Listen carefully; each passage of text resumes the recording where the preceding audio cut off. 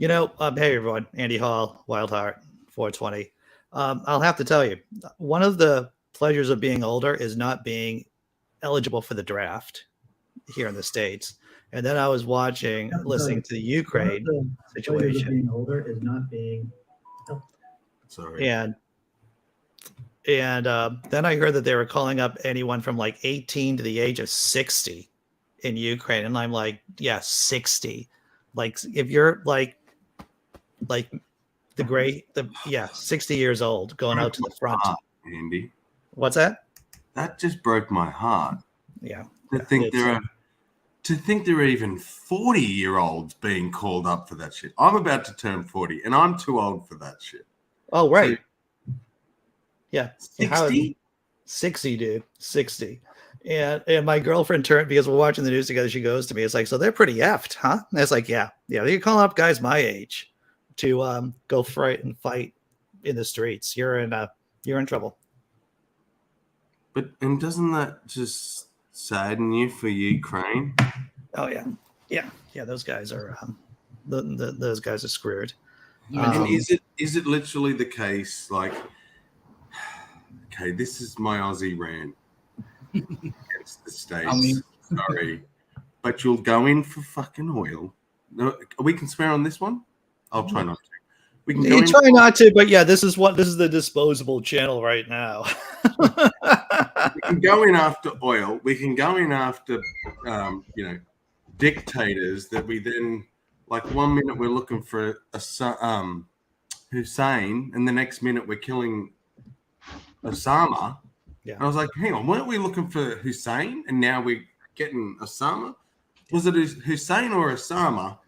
Oh, it's the oil anyway. So no, they all came from Saudi. So they were in. Russia wants to come and annex another country. We'll put some sanctions on.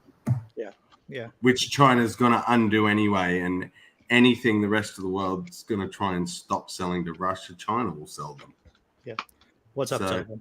Yeah, and even the sanctions that are being leveled against Russia, they're not like the nuclear option of sanctions either. Okay, so we know. I mean, I covered the other day that sanctions don't work anyway most of the time, right? And there's an equal chance of them blowing up in your face. That being said, the sanctions that are on Russia, they aren't the worst that could happen. The Russians can still access SWIFT, which is an international way of exchanging money.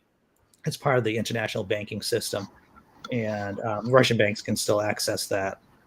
So actually, the Prime Minister of Great Britain has said that they should be taken out of SWIFT, and Germany has rejected it. Well, let me talk about the Germans too for a minute, and how, before World War I and after World War I, there was this term of sleepwalking towards war, right? There was the fact that the continent was Thank God. Thank my fictitious God that we have people in the Commonwealth that are here, people who actually have, because you talk to Americans, people here in the States about World War I, they're like, that was a thing? Well, I thought there was So Europe was basically sleepwalking towards World War I, right? But you just got to look at Nord Stream 2, all right? So the oil line, the pipeline, the gas pipeline that goes from Russia, from the Russian Federation, goes through Poland and goes into Germany, right? That was pretty much meant to circumvent the gas line that was going through Ukraine, right?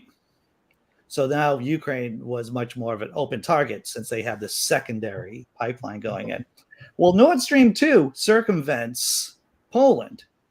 All right. Now, I don't know if you don't have to be a freaking genius to figure out the math, that as long as the Germans keep getting gas, then they're much less likely to be willing to fight for a country that has a pipeline already going through it. So, and I don't want to be someone who's being catastrophizing the situation, but it seemed like a no-brainer that maybe Nord Stream 2 is just a Trojan a Trojan horse. That's all it is. It's just a freaking way to make the Germans peel the Germans away from EU members to the east and NATO members to the east. I mean, yeah, and it's so blatant. That's what's, I think, doing my head in the most, is how blatant this all is. Yeah. They were literally meeting. The UN was meeting whilst he went in. Yeah. And it was not even 24 hours after he was on television saying, I'm not going in. Yeah. Not even 24 hours. Whilst they're meeting in the UN talking about Russia, he moved in.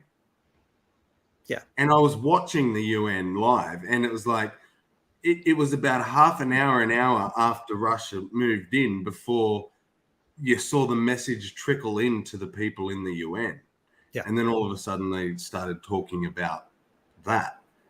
And it's like, the dude, I think he purposely did it whilst yous were meeting. Sure. It was his way of saying, exactly.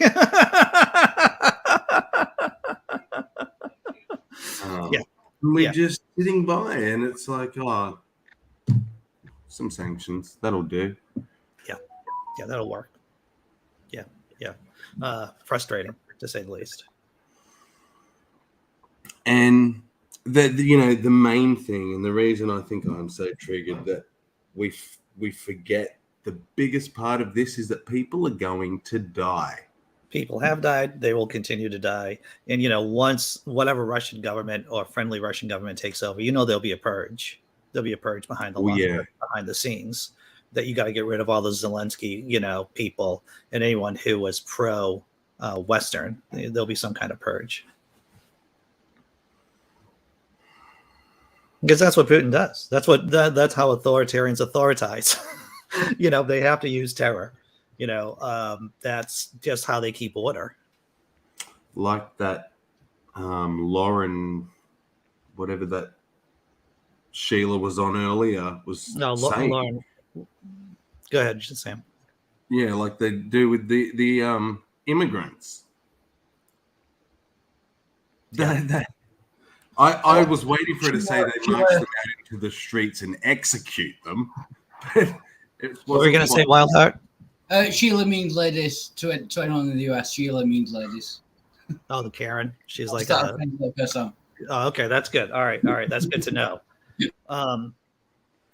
There was a so D asked, what's the consensus? World War III, or will it blow over? I don't think it's going to blow over. I don't think it's going to be World War III. But once again, going back to the World War I, metaphor. Well, the history of pre-World War I, there was a variety of different crises in Europe and with European powers that led up to World War I. So, if people miscalculate, then over time, it could lead to a wider war over time. Not now, but once again, Putin's rationale, or his stated rationale about going into Ukraine, is that it's not a real country. Once again, by that definition, Lithuania, Estonia, Latvia are not real countries. The Lithuanian Commonwealth might have existed for hundreds of years in like the 15th century or the 16th century, but in modern day times, Lithuania has only been a country in between the wars. And so he could easily say Estonia, Latvia, Lithuania, those are not real countries. By that, he could even say Poland's really, when was Poland? Poland's historically been a part of Russia. Finland has always been within the Russian orbit too. So, using this kind of crazy rationale, he can do a lot of things. Romania, I think, is the one they're going to go into next. But that is a NATO country, so they might be running into troubles there. Can you translate that? I'm sorry. I really tried with that. He's saying Romania. Romania is the country, but that's a NATO country. So they're going to run into trouble there. Yeah. It's an interesting question, whether or not this will embolden him to try to cut off or slice off pieces of NATO members like Romania, right? Or to use, because what he's and I don't know if you have all read about this or heard about it, is this kind of hybrid warfare that Putin uses.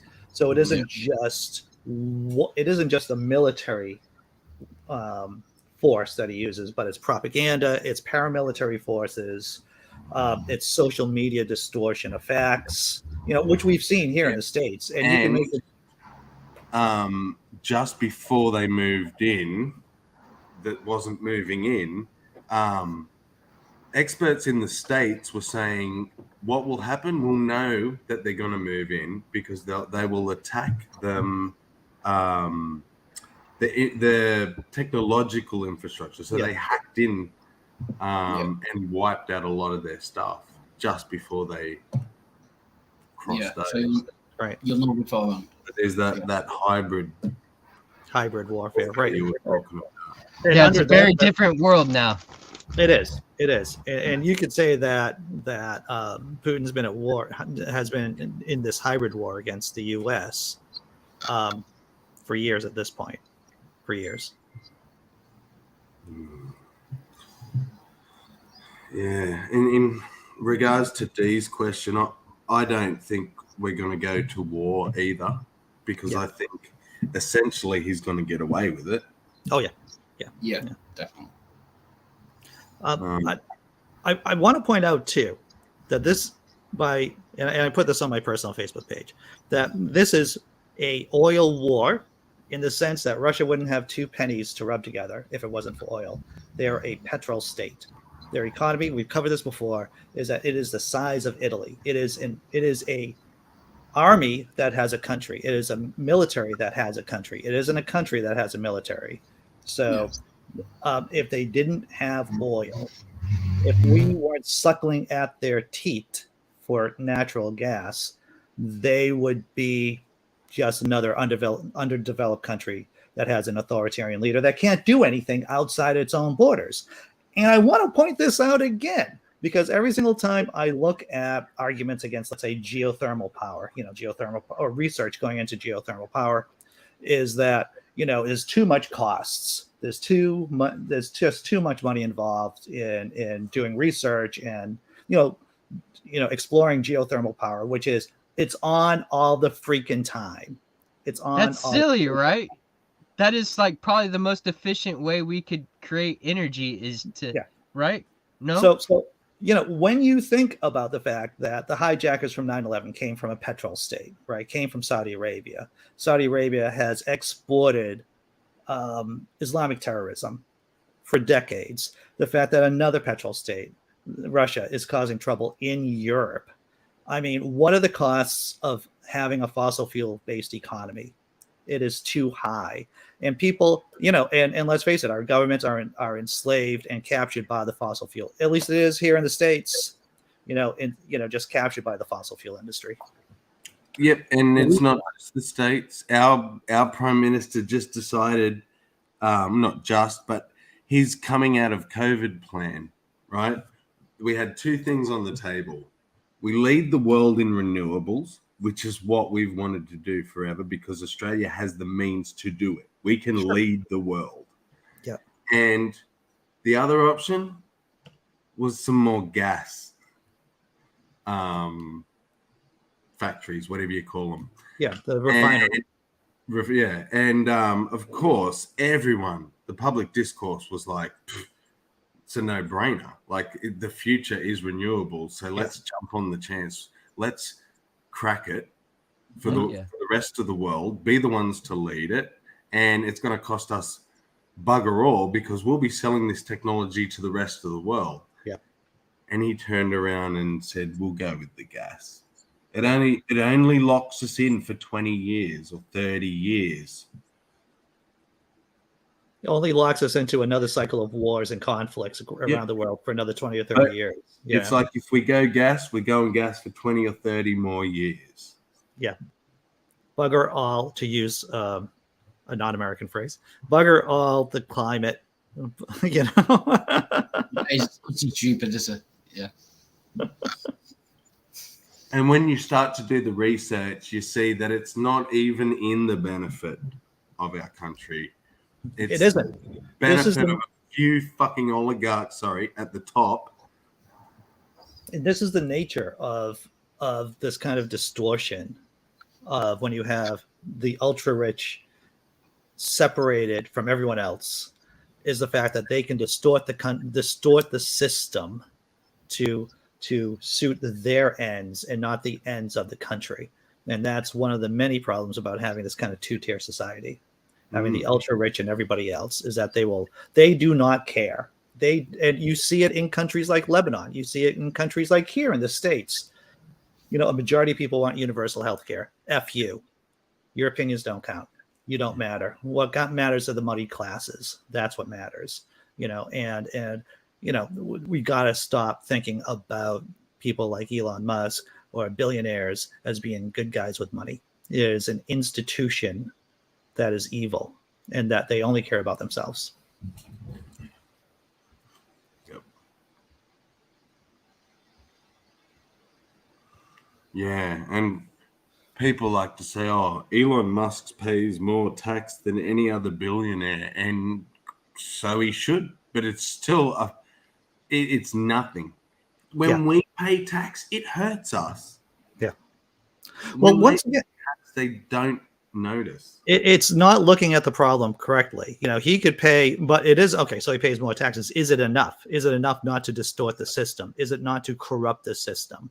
Our industries, our companies paying, they could be paying a lot of taxes, but is it enough not to distort the system? And the answer is clearly no. Mm. And if they were really genuinely good people, they wouldn't need just their taxes to help out mitigate the suffering, or that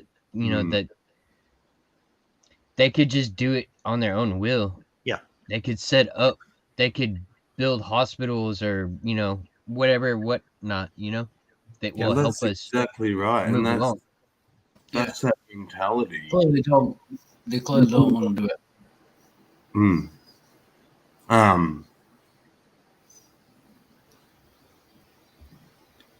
Jesse Bear says, "My fear is how many more lives will be lost if this continues long term.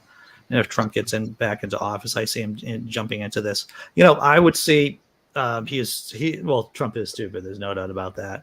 I could easily see Trump just letting NATO members just, be gobbled up by the Russians. Yes, I agree that Trump is war crazy. I also think that he is best buddies with Putin. Yeah. There's no way he would go to war with Putin. Yeah. Putin's a great man. He's a great man. You see how many Republicans are lining up, just giving hand jobs basically to Vladimir Putin. It's just disgusting. That's what it is. And it makes me wonder how much of this was his knowingly doing. What do you mean, Sam? Yeah, that was tragically worded.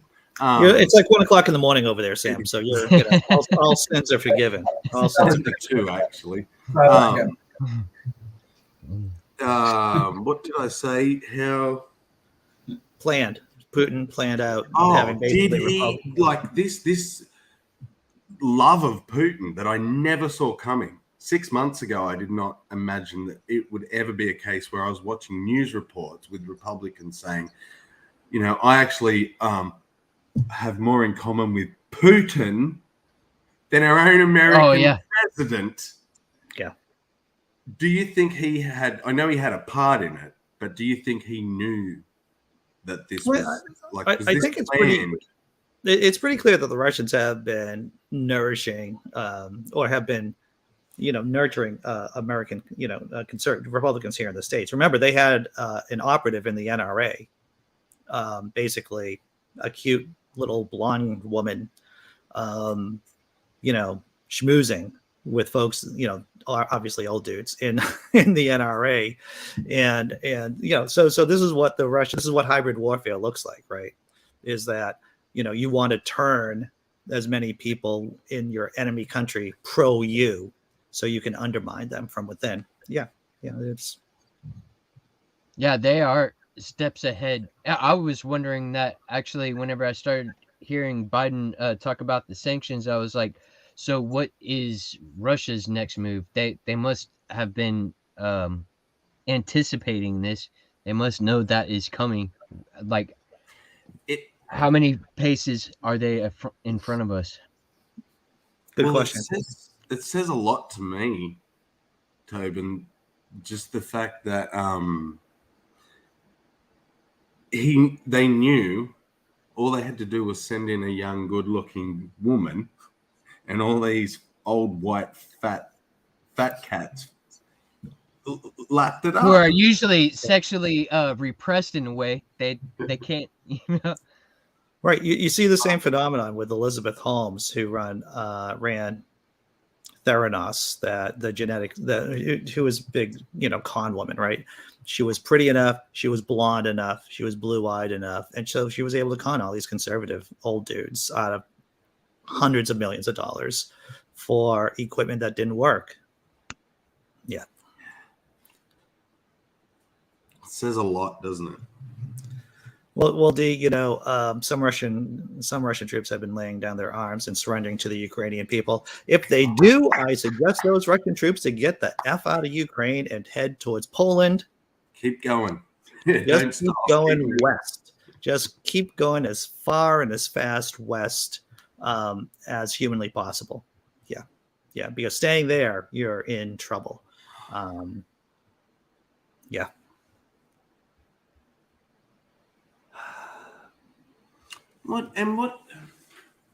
So what is your guys' opinion on, should we go in? Should we physically put boots on the ground? Well, I think it's too late for that. It's too late for that. I mean, the real time, and the U.S. has been secretly or not so secretly arming, the Ukrainian military. It would have been nice, if suddenly the U.S. gave them 50,000 Javelin, shoulder-mounted missiles that could, destroy tanks and armored personnel carriers. But it's. I mean, the thing is that I guess I'm gonna say like two obvious things. Is the best defense against someone like Vladimir Putin is to strengthen your own country, right? To strengthen your democratic institutions. And the second part is strengthening NATO. I mean, if you're in Lithuania, Estonia, Latvia, I would be wanting to have American troops on the ground on a permanent basis, right? Or German troops on the ground on a regular basis. And, another thing is and controversial, is the fact that Europe has to get over the fact that Germans are Germans and they have their history. And the Germans have to figure out how to get around that too. They're the world's fourth or fifth largest economy. And the problem with that is that the rest of the world won't accept what they've done themselves generally. Yeah. The States still. I heard a conversation recently about Indigenous Americans. Yeah. And it's like the narrative out there is that they were just as bad. They were enslaving their own kind. And murdering their own kind. That's cool. Doesn't make it okay for you to do it. Well, there really needs to be a Truth and Reconciliation Commission, like South Africa did. There needs to be a Truth and Reconciliation Commission where all of this is across the board. Australia, Britain. Yeah. Britain, you just need to apologize to the whole goddamn world, Wildheart. Yeah. Sorry. There you go. Apology accepted. Carry on. What I don't get is this buildup started, March, April of last year. What was they thinking it was going to do, Yeah, exactly. It's not like this just happened overnight. This buildup's been going on for over 9 months. Yeah. And nobody addressed it, I just want to talk, and I didn't have time to talk about this in the first show, but goddamn, Sean Penn is over there. He's been over there filming the invasion for a documentary, and job well done, Sean Penn, for being brave enough to be over there with a camera crew and filming what needs to be filmed. Yeah. Heck yeah, right on. How you doing, John Hudson? I'm well. How are you, Andy? And just muddling through the day. Just muddling through the day, man. That's all I'm doing. Yeah. If it wasn't for the grandbabies and puppies and farm animals and stuff, I think I'd leave. Yellow card. Yellow card. Yeah. I don't know. Kind of pissed off. You might be throwing that red one today. Thanks for the heads up. That's good. That's good. Keep it handy. Keep it handy. All right. All right.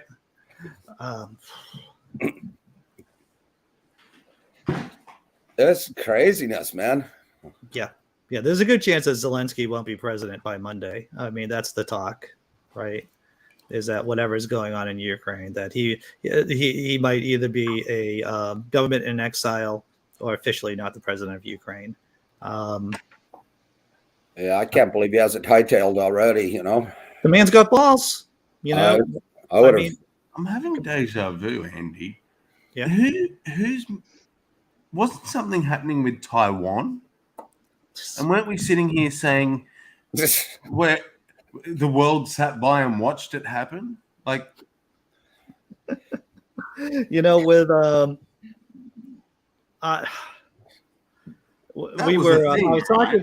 I was actually talking with Nathan Timmel, right? We were talking about one of his posts. He's a comedian. He's a writer on Only Joking, which is part of Only Sky.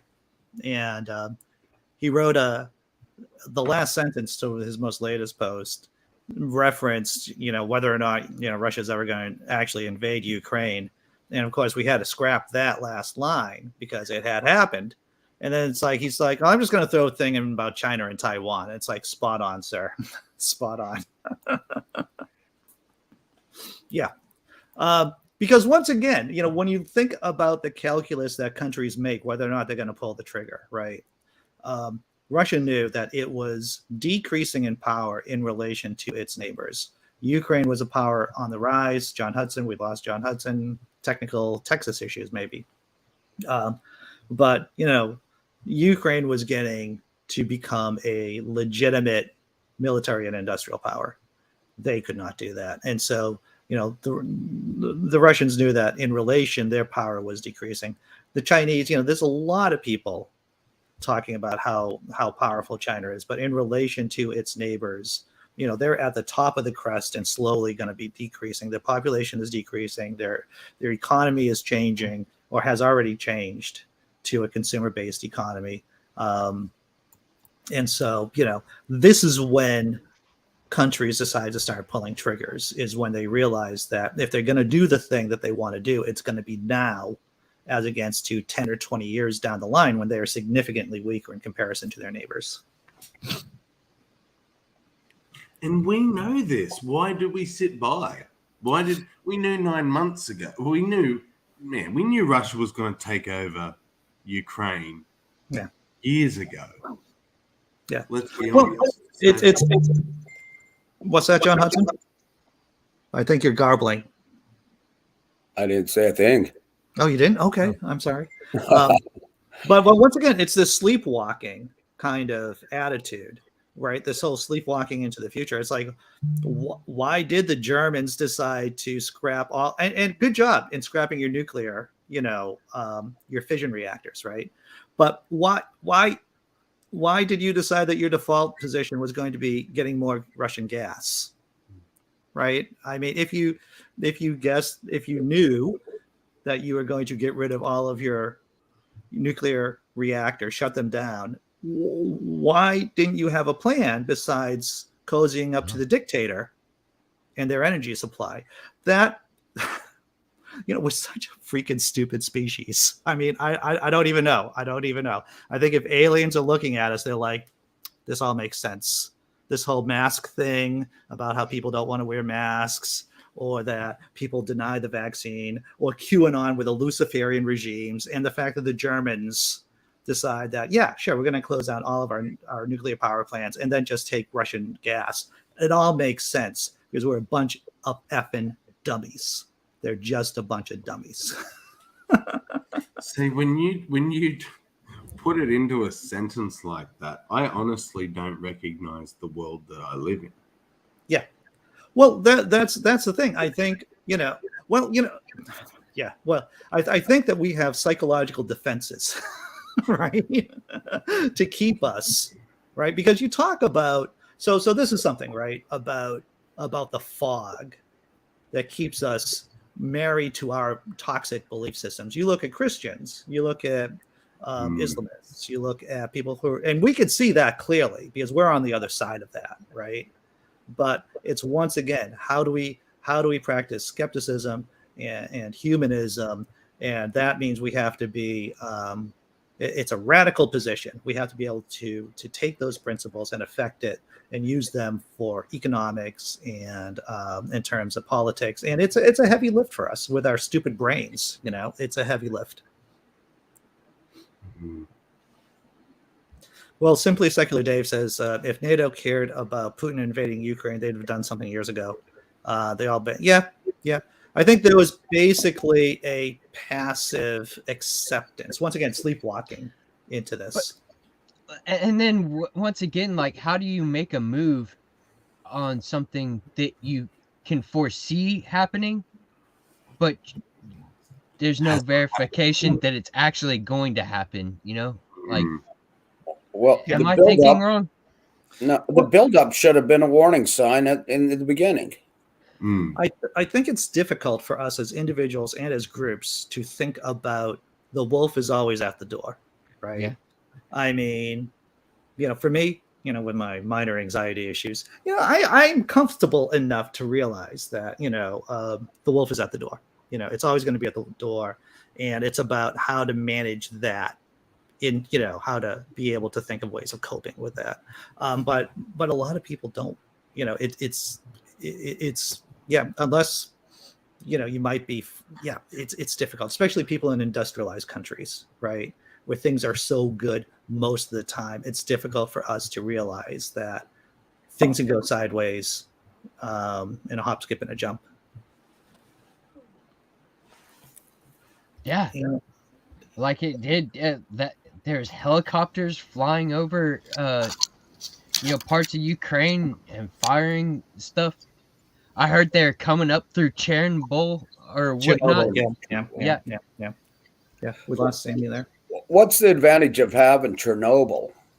It's just a piece of territory, man. That's all. And it's like a landmark. It may not have any strategic purpose, but who's it's like, going to fire at it? Who's going to shoot back at inside of there's still nuclear stuff that is unstable there.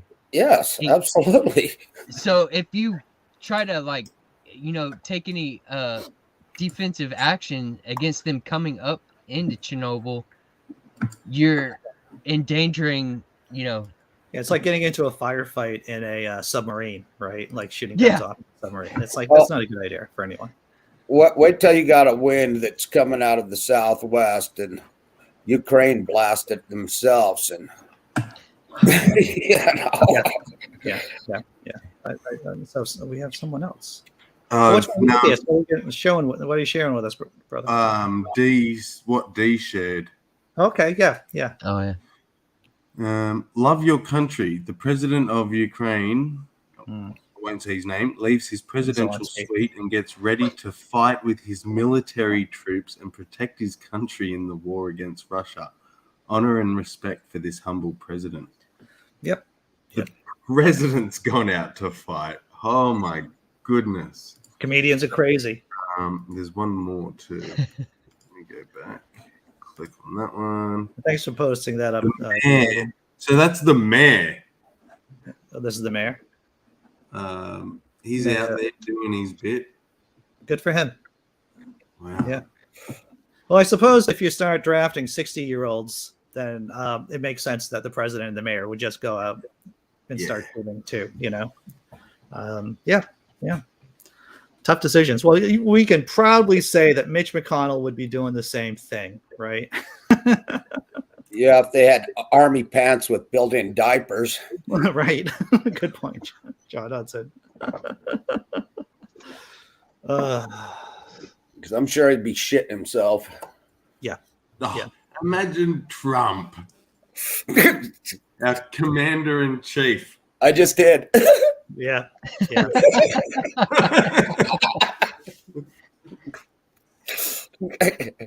That was an ugly picture, Sammy. Yeah. Ugly. All There's right, actually there's a sign that is some miles away from me, but they put Trump as if like he's Rambo and he's got like all these guns and stuff and he's all buff. It's the most ridiculous thing I've ever seen. Well, when I lost the dog the other day, I had to go by the Let's Go Brandon house. They were out, and I talked to them. They were very nice to me, just, they're like, well, where do you live? I'm like, the Dome House, Oh, down on Ella? Then I'm like, yeah. They're like, well, we find it. We'll be glad to bring him back, That's nice. So is the dog back? Did you find the dog? Yeah. He went for a 24-hour gallivant. I have no idea where he went, but, we're out in the sticks, and it kind of scared the hell out of me. Oh, yeah. He did it once when I lived in Salt Lake City, which I was actually more I don't know if I was more concerned at that because they built a freeway through the back of my property. Oh, wow. Yeah. When I was in Salt Lake. And so I think I was more upset. I'm just like, I don't know if he'll cross the cattle guard. So he's got to be within a certain area. So, he came back the next day when he was hungry and everything was good. All right. On that note, I'm going to start closing down the show. Wildheart, you got something to say? You look like you got something to say. Yes. Yeah. Do you have spiral chips in the USA? Spiral? Spiral? Oh, yeah. Do you have those? Salt and vinegar. What? Oh, it's a chip, is it? That was it. Yeah. Chip. Like, Americans speak crisp. Crisp. Spiral crisp. Spiral crisp. Do you have those in the USA? Frito-Lay has done some just like that. They have like a chili powder one. The chili Fritos are awesome. That was it. Okay, good. All right. On that note, I like that we're dropping that we're heading off on chips and crisps and all that good stuff. I am hungry. I'm probably going to grab something to eat. Probably not crisps or anything. But hey, thanks everyone for showing up. If you don't see me on Monday, you'll see me on. If you don't see me over the weekend, you'll see me on Monday. So cheers, Andy. Well, take care. Wait. Shamala Hamala.